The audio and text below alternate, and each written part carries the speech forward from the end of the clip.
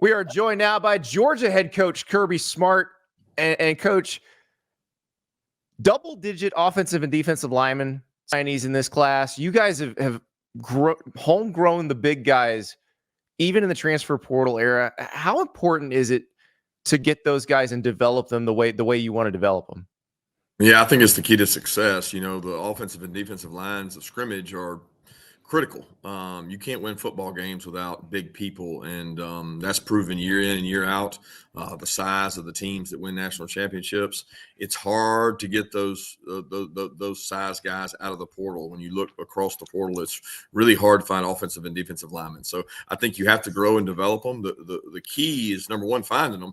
The next thing is keeping them, because sometimes they're positions that take a while to play. So you just have to understand it takes a little bit. So you've got Nair Daniels and Marcus Harrison. They're both over 6'7". Harrison's 335. Daniels is 371. Now I know you're not recruiting these guys unless we hope he's 370. Well, I know you're not recruiting these guys if they're not athletes. Like, are you amazed at how huge humans have gotten and can still move?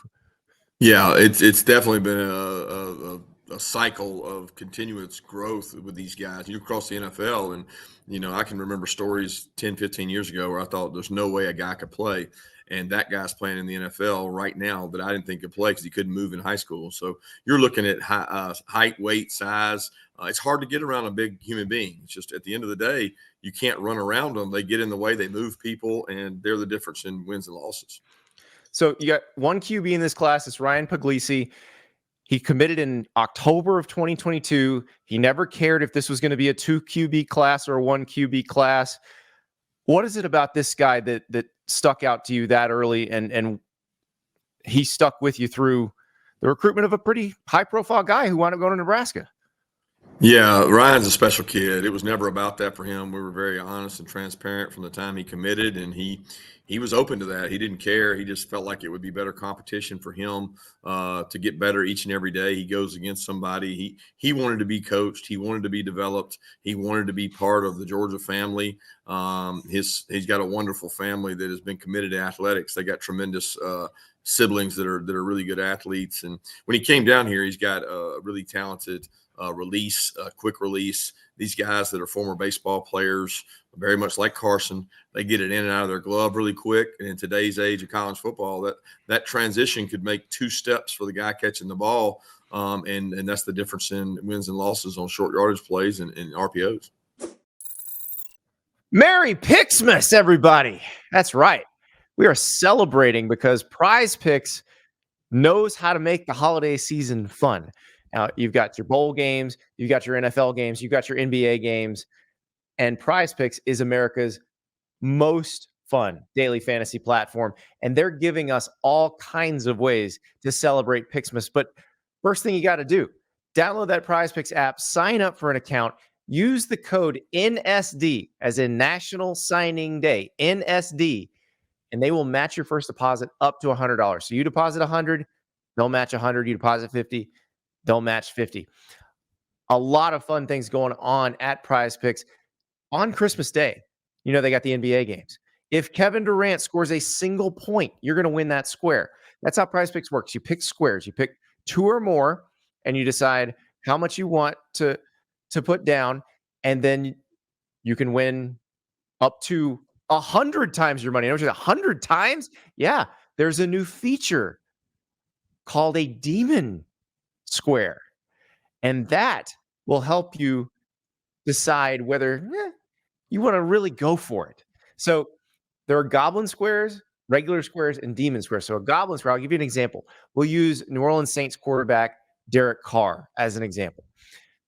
His normal square, just the regular one for his Thursday night game against the Rams, 229.5. You decide whether he's going to throw for more than that or less than that. If you want to go for the Goblin Square, it's a little bit easier to win, but it doesn't pay out as much. So 199.5 yards, if you think he's going to do more than that, you can win that square, but it doesn't pay out quite as much. You want to go for the Demon Square, that one pays out up to 100 times what you put down, but it's a lot harder to win. 274.5. Do you think Derek Carr is going to tear it up against the Rams because it's only the more than. It's worth a shot. And besides, remember, you do have that Kevin Durant square just sitting there. If he scores 1 point on Christmas Day, it's all good. So Merry Pixmas from Prize Picks. Download the app, use the code NSD to get a deposit match up to $100 on your first deposit. It's going to be a fun week of games in every sport. And Prize Picks is going to make sure that you have just a little more interest in all those games. So speaking of Carson, he had a decision to make. He's decided to come back. But for the last month or so, how much did his decision weigh on decisions you made with regard to this recruiting class, with regard to the transfer portal? How much of that is all kind of mashed into one thing now? Well, I don't know that his decision had any effect or outcome on this year's signing class. I mean, you're talking about the two polar opposites, right? The guys coming in, the guys going out. I think from a transfer portal standpoint, we would have had to make some decisions at quarterback. We feel really good about the quarterback we have here on campus with Gunner. I think he's going to be a good player, but we probably would have needed some guys to come in and compete. That's a really tough situation. You only have one quarterback on scholarship, two counting Puglisi. So we were open to looking around there. But as far as Carson's decision, it was on his timeline, what he felt comfortable with, what he wanted to do, and the information he got encouraged him to come back and continue to grow. I know you've been asked a bunch about, the number of Georgia guys in the class, the number of guys not from the state of Georgia in the last few classes you've taken. But I'm curious, how much has recruiting changed in terms of how willing these top recruits are to go away from home? Because I'm thinking about when you and I were in college, most schools had a roster of mostly guys from their state, and it just doesn't seem like that at the elite level anymore. Yeah, there's a lot of transient athletes. I mean, these kids are not afraid to travel. They travel as part of their youth. These kids are growing up playing in FBUs and playing all over the country. And now every kid I talk to is like, well, I go to Orlando, I go play in California. I mean, there's kids we're recruiting next year that have little brothers that are traveling and playing every weekend. So the traveling part doesn't bother them. Social media has brought them closer to other kids. They know about kids in Washington and Cali as well as they do 30 minutes down the road because they interact with them on social media. So kids travel a lot more. You have access to see a lot more huddle tape where you see kids from all over where you should not be able to do that. So I still will argue that our state supplies the highest NFL players per capita because we have such great football in our state. And it's one of the things that haunts me all the time of who are we missing that is going to develop into a great player from our state that we may be missing out on. And that's hard. There's no exact science to that. And that's why you send the coaches all over the state to even the tiniest little high schools. Because I've heard coaches in the state of Georgia say, Georgia winning national titles doesn't have to show its face all the time, but it seems like you guys do show your face everywhere in the state. Well, that's important. I mean, the relationships, those are the same guys who are developing kids in our state and know the kids in their area. They might say, hey, there's a kid over here at this place we really think is a good player, and we value their opinion. We think the best evaluators in all of recruiting are the high school coaches who interact with these kids every day.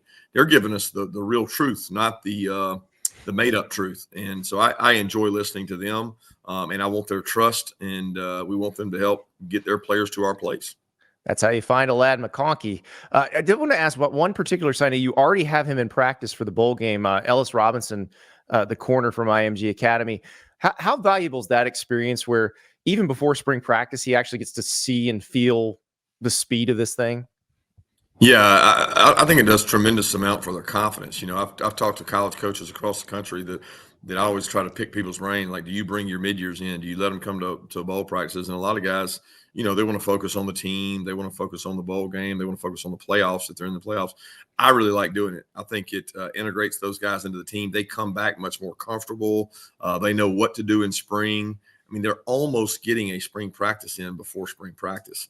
And Ellis is one of those guys, along with maybe 8 or 9 other guys that are out there interacting with our guys. So it wakes them up a little bit. And maybe a guy that might be a little overweight realizes I better cut this weight quick.